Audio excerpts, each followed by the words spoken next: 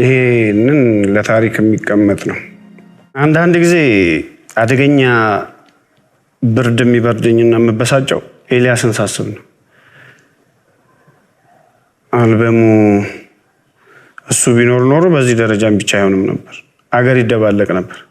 ኤልያስ የነ ኢዮብን ሲሰራ ኢዮቡም እንዲል ኃይሌን ቴዲን ምን ይጠራና ኮንሰርት ይሰራላቸው። ፓወር አለው፣ ስፒሪት አለው ኤልያስ እና የኃይሌ ሩትም ሲሰራ እንደዛው ነው።